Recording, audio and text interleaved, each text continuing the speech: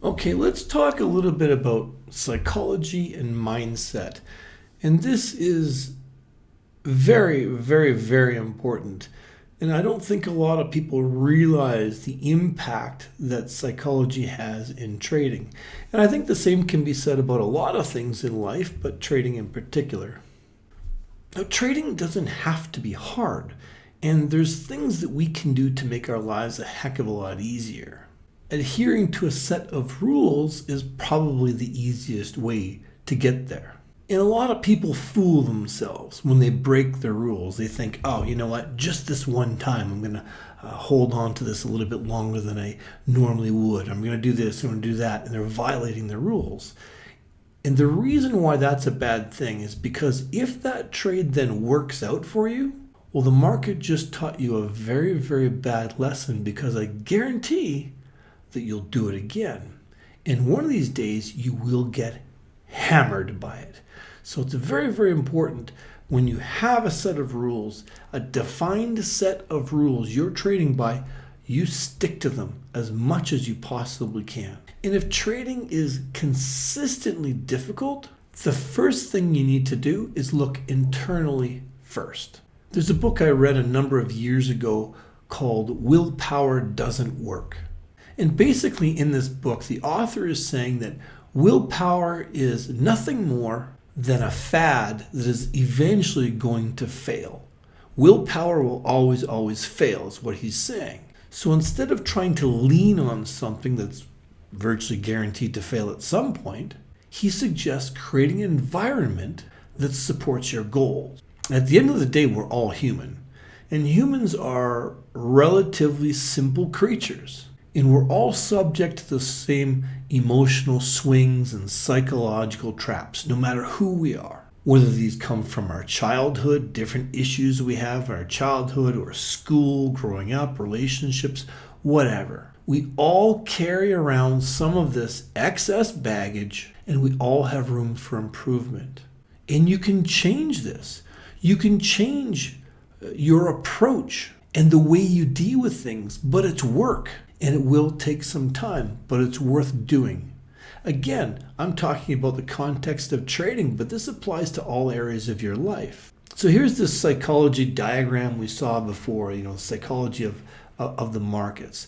And if you remember in a previous module, we spoke about the Dow theory and these psychological investment cycles. If things are bad with an investment, especially if you're a long-term investor and things are just horrible, try to step back and figure out, where are you in this chart? Are you the sucker? Maybe so. Step back, take a look, figure out where you are if things are difficult. And regardless, understand that no matter what, sometimes you'll do everything right and the market is still going to dole out some pain for you. Maybe there's a big news event or whatever. That's just trading. That's just life. There's nothing you can do to control these random events, but we can limit our risk. We can trade smaller size. We can put on a trade as a spread so we have limited risk. We can hedge with futures orders, trigger orders. There's a lot of things we can do to minimize that risk. We all have our built-in psychological or biological hardware. We're all hardwired the same way. That's why the psychological chart that you can see here looks the way it does, and why that pattern will continue forever. As long as there's people trading the markets, that pattern is going to continue. We grow up and we're conditioned by fear from childhood. Oh, don't make mistakes. Don't do this. You're in school. Oh, you don't want to make mistakes. You want to score an A on that test. Oh, no mistakes, no mistakes. Your whole life. So fear often holds you back from entering a trade when you often should be, until the fear of missing out prompts you to take that trade, and that trade usually ends up being, the high of the day if you're buying, or holding on longer to a loser than you normally would because of fear, because of pride, because you don't want to be wrong, you don't want to admit to that mistake. So we think about how we have to work on this and what's really a natural instinct for most people. It's really about mindset and the ability to take and get comfortable with risk. So we're taking trades when it's ideal to do so. So for example, the market is seemingly aligned with the strategies you use, and probability is on your side. Great. Take that trade. You need to take that trade. You need to take that trade. You know the worst case scenario if it doesn't pan out. You know your maximum loss. You need to accept this. Regardless of the outcome of that trade, you win. Because if you lose on the trade, well, you know what? You learned something. If you win on the trade, well, you made some money and you'll be pleased with yourself. Then you patiently wait for the next opportunity. That's trading. You take the risk when it's appropriate and you accept the outcome. The second you press that button, you accept the outcome no matter what the outcome is. Another thing is that position size is key. If you are scared to death with every little tick of the market, well then your position size is probably a little bit too big, isn't it? If you're taking little tiny small gains all the time, well, you better be taking little tiny small losses all the time too. It has to be commensurate. If you're unable to take a loss and stick to your rules, and then you take any little tiny profit that comes along, well, you'll probably have a pretty short career as a trader. You can't take big losses and small gains. Now, most people think of trading, or when they get into trading, about how much money they can make. But really, it should be reframed as how much money can I lose on this trade? Now, having back-to-back good trades tends to loosen people up, and they begin to take more and more risk, and they start over trading because they've got this confidence, this euphoria. Each day, each trade should be compartmentalized without having the results of the prior day leak into it. If your prior day was a crap day or your prior day was an awesome day, it should have absolutely no bearing on the trade you take today. Trades you take today have to have the proper setup, probability, everything in place. Nothing leaking into it. It's absolutely time-proof and compartmentalized. So eliminating emotion is probably one of the biggest obstacles most traders have. Each trade, each day compartmentalized and running on a system, being machine-like. A series of losses should not upset you. Because if you're trading a system, well, probability is on your side and things will balance out over time. The more unemotional you are, the better. You manage your trading in such a way that no one trade or no one day is going to wipe you out. Very, very important. Most people think about, having a losing trade and being down and, oh man, I took this losing trade. But I'll tell you what, it's more dangerous to be euphoric over winners. Because when you're euphoric over winners, you overtrade, you tend to loosen up your risk, and you trade bigger size than you should be. At least when you're taking multiple losses in a row, you stick to your rules. They suck. They're like getting little slaps in the face, but they're not beatdowns. I can take a slap in the face, but can I take a beatdown? That's a tougher one to recover from. Now, the other landmine is equating a dollar value to each trade you put on. And there's the mink coat analogy. There was a book written way back in the day about Jesse Livermore, a famous trader, called Reminiscences of a Stock Operator. And one little component of this book, some trader wanted to buy a mink coat. And he said, I'm going to make the market pay for it. Well, as soon as you start thinking that way, you're screwed. The market will hammer you. If you do this, you're setting yourself up for psychological grief because you're equating a thing, a toy, a car payment, a house, whatever, to a particular trade. You begin forcing trades because you need to make that payment. You need this, you need that. You're equating that with something. It almost always never works out. You need to think in percentages. Account size doesn't matter. A $10,000 account, $1 million account. If you return 8%, that's 8%. Money is just an instrument for keeping score. That's it. It just keeps score. Do not equate trading with physical things. It's a big trap and it will mess you up psychologically. The next thing is patience, and that can be really tough for some people. You've got to wait for those setups that are most comfortable. It's okay to be flat. In fact, being flat can be a gift. If you're always trying to make something happen, if you're always trying to force a trade, not much is going on, but you're putting trades on anyways, you're going to grind yourself down. It's like a death by 1,000 cuts. Oh my gosh. If you're putting on trades because there's not much going on, or you're just trying to make money where there isn't any money to be made, and the market makes a big move, oh my God, you'll wish you were flat. You will wish you didn't have to manage that losing side.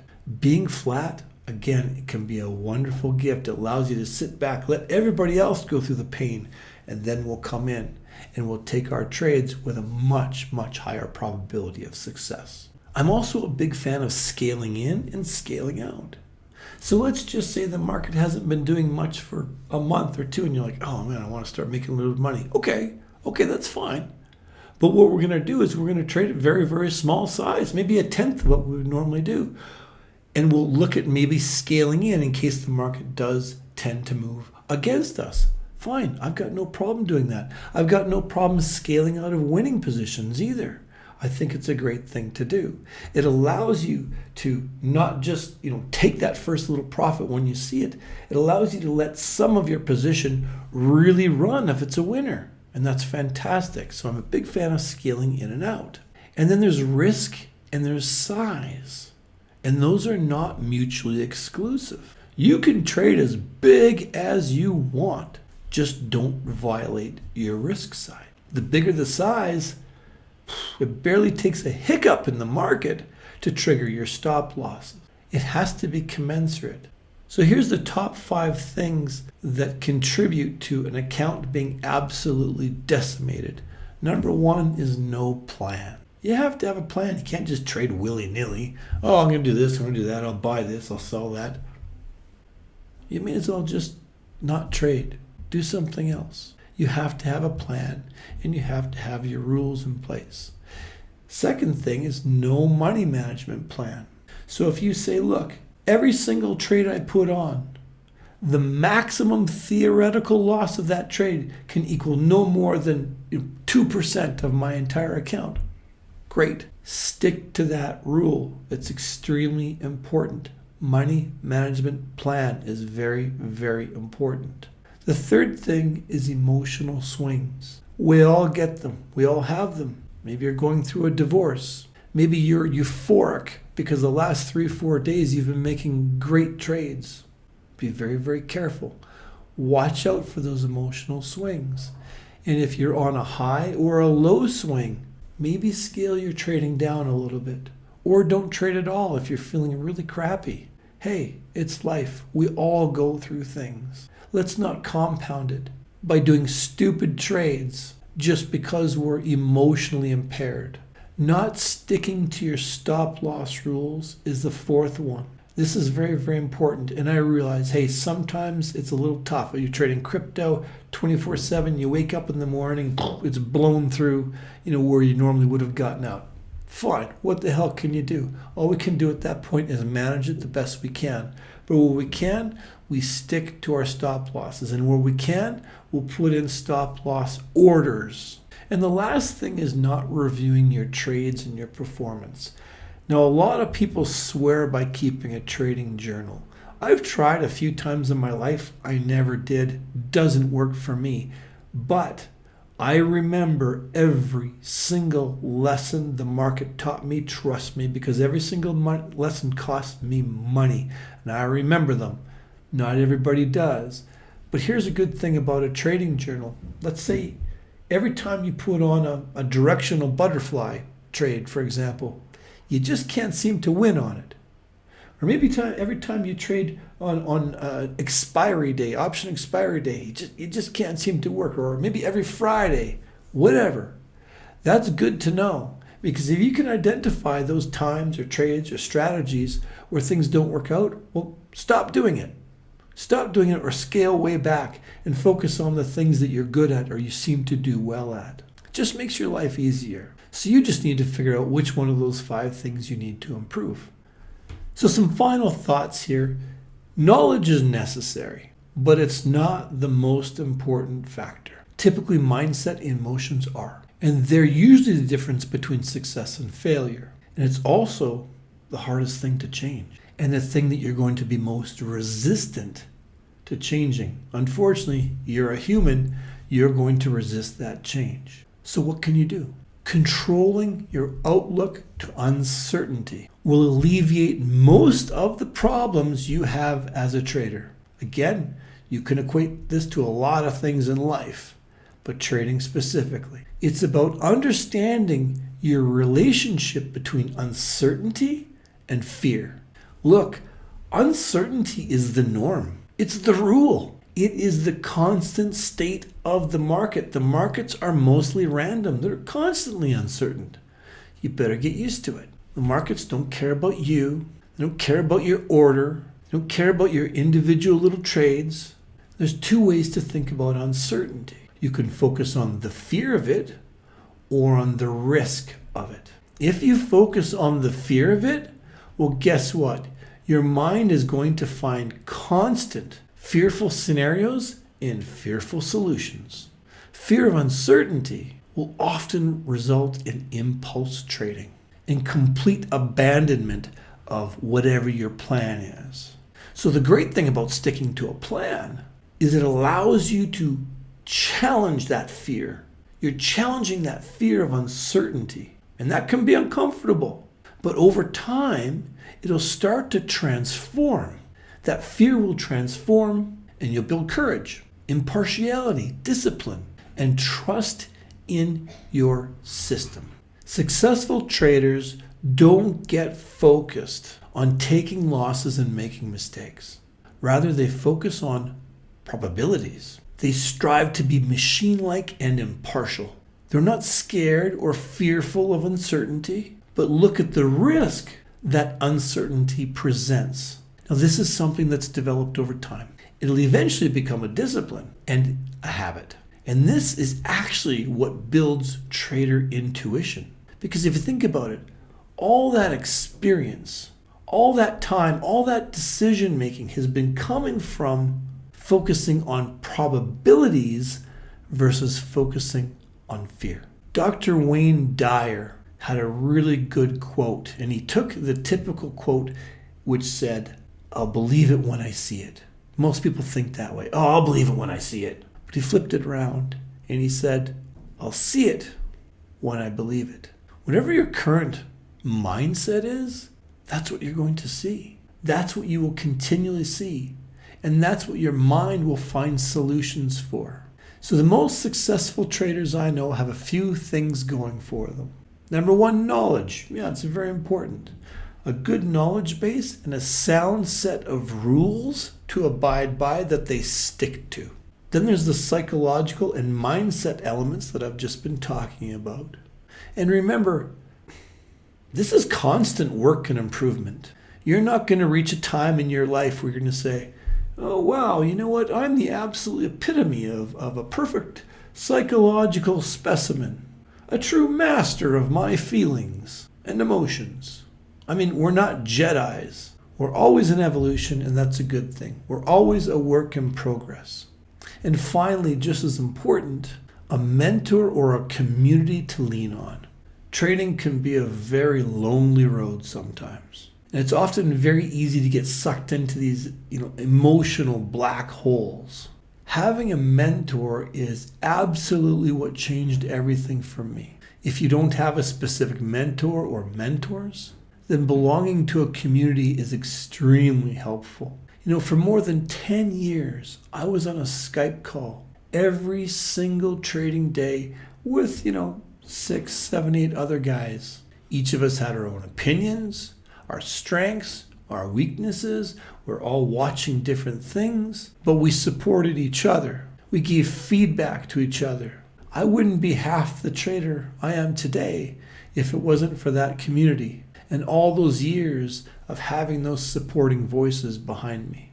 And of course, with Rogue Trader Academy, we've created our own community so that you can have that support. We have the Telegram interactive channel where you can see our trades real-time, live. You can ask questions. You can get involved. And that's what's going to foster greater understanding. By seeing others blaze the trail, you're seeing them take action, take trades, deal with successes, deal with failures. It makes it a hell of a lot easier for those just learning or those who are a little bit timid to take action and ultimately build experience and confidence. There's absolutely no substitute for taking action.